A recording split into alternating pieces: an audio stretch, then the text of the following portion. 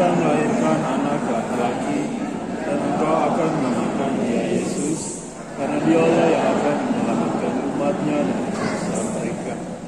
Hal itu terjadi supaya genaplah yang difirmankan Tuhan oleh Nabi. Sesungguhnya anak darah itu akan mengandung dan melahirkan seorang anak laki-laki, dan mereka akan menamakan dia Immanuel, yang berarti Allah menyertai kita.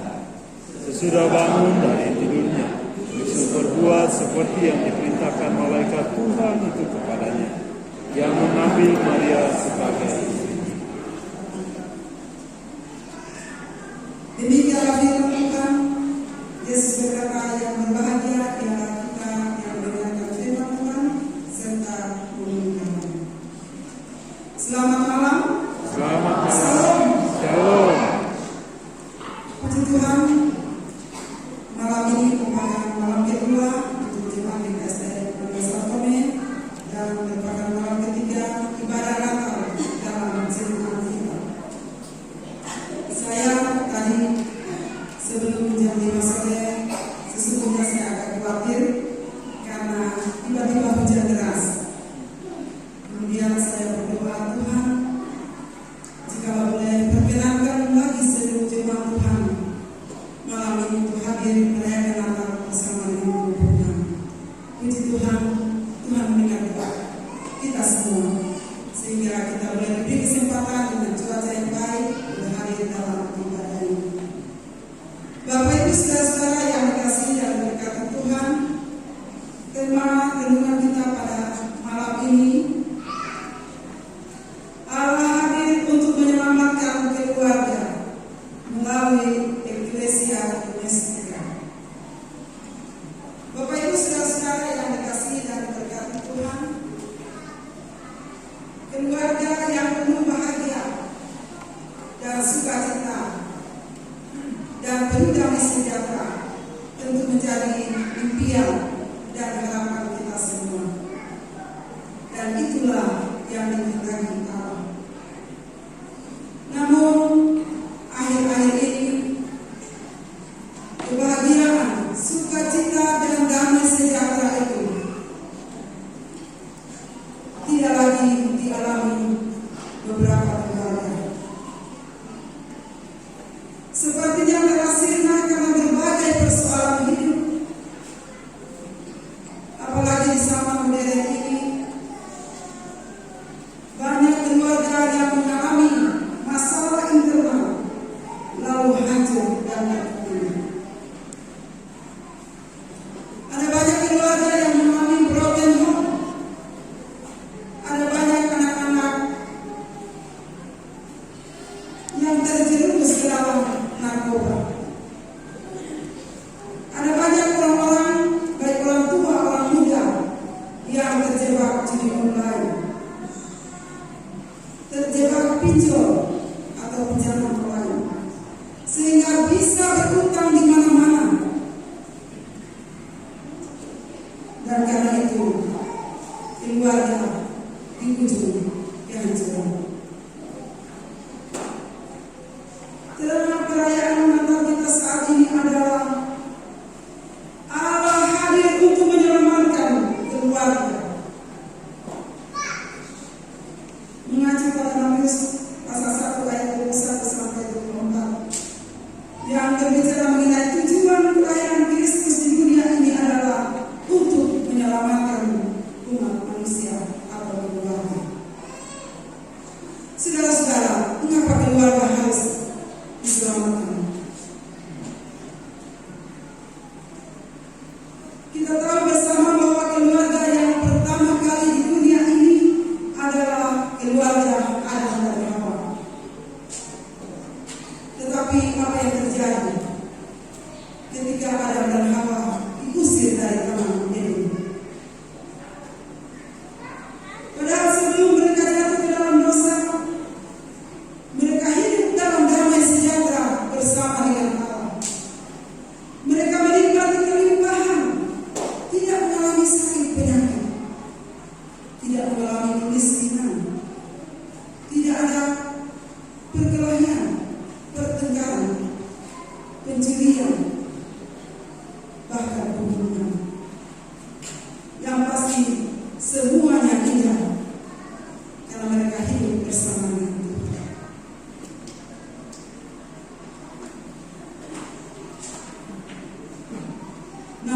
ketika mereka mengikuti perkataan iblis yang menghasut mereka untuk melawan Allah, kehidupan mereka pun hancur dan kacau balau. Manusia pada akhirnya diusir dari taman Eden, yaitu taman Allah, dan mereka jauh dari Tuhan. Dan sebab akibat dosa itu mulai terjadi kutuk masuk ke dalam dunia. Terjadi kekacauan, saling menuduh, terjadi pertengkaran, manusia mengalami sakit penyakit, bahkan terjadi pembunuhan juga kematian.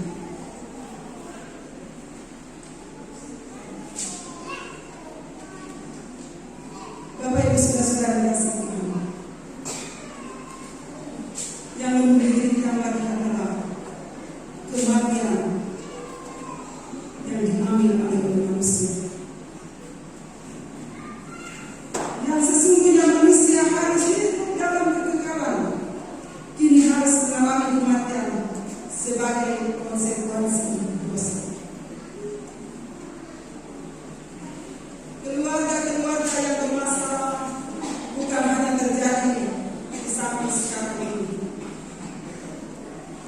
tetapi sudah terjadi sejak dahulu.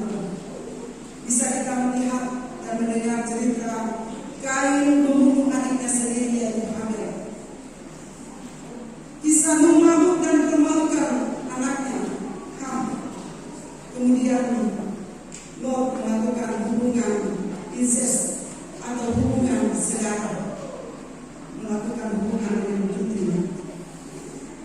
Zaman dulu terjadi penyembahan berhala, peperangan, dan kejahatan-kejahatan lain pun bermunculan. Bahkan sampai hari ini itu pun terjadi. Dan yang paling mengerikan bahwa kalau dulu masih kita menonton kejadian yang terjadi dalam keluarga, hari ini sudah terjadi di sekitar kita dan kita yang mengalaminya. Bapak Ibu saudara yang dikasihi Tuhan, kuasa dosa yang dahsyat membuat manusia tidak berdaya untuk melawannya. Menjadi pertanyaan bagi kita seluruh jemaat Tuhan, adakah di antara kita yang masih memiliki keinginan hidup dalam dosa, keinginan untuk selingkuh, keinginan untuk tergoda judi online, keinginan untuk tergoda pinjaman online, keinginan untuk mencuri, merampok, membunuh, atau menggunakan narkoba, bahkan korupsi? Ingat saudara-saudara, apabila masih ada perasaan-perasaan seperti itu, maka itu bertanda bahwa kuasa dosa masih menguasai kehidupan kita. Hari ini kita merayakan Natal, pertanda Allah mengasihi kita dan Allah tidak ingin kita menderita selamanya.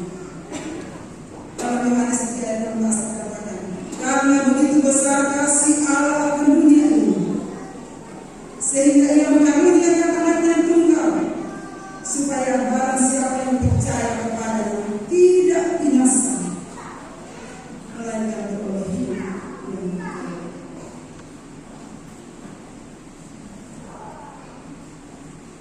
Bagaimana Allah hadir dalam keluarga kita?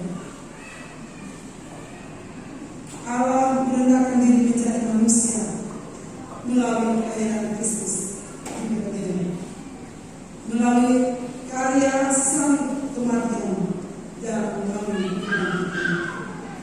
Dialah Allah yang telah turun dari surga menjadi manusia dalam Yesus Kristus. Dia datang di setiap keluarga kita. Dia ingin memulihkan keluarga-keluarga kita yang rapuh, bahkan mungkin yang sudah hancur. Karena itu saudara-saudara, sambutlah Dia, karena Allah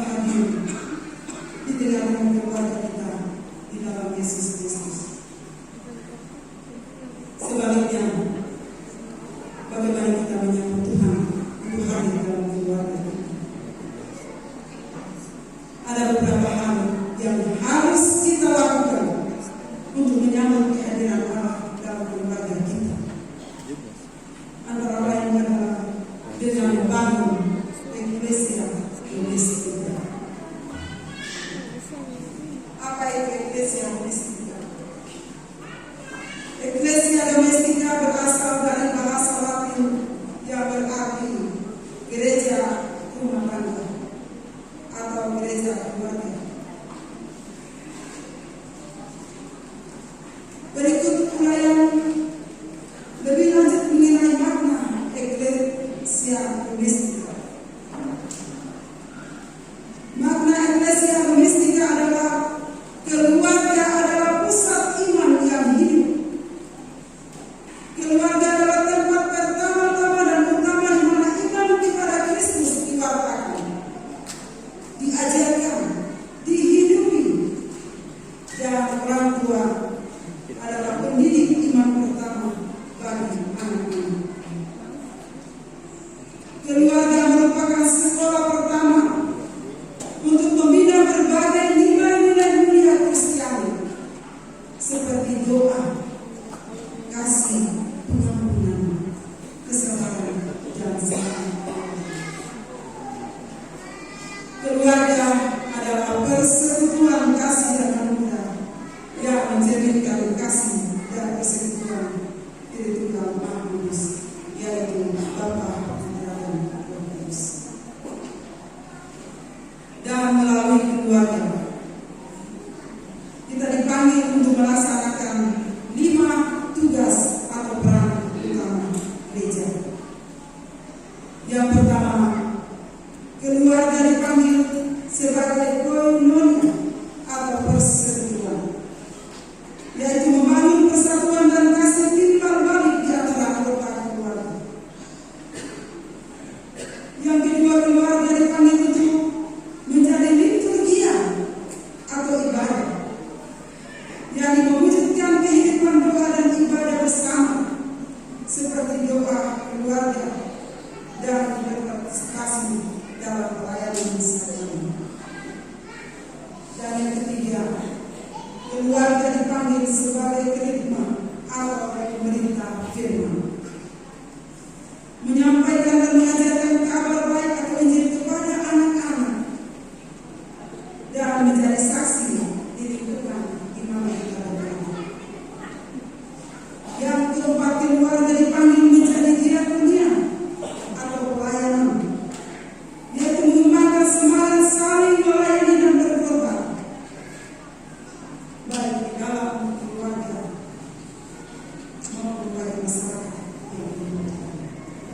Dan yang terakhir, keluarga dipanggil menjadi marturia atau kesaksian, yaitu memberikan kesaksian hidup Kristiani melalui perbuatan baik, kesetiaan, dan perlindungan.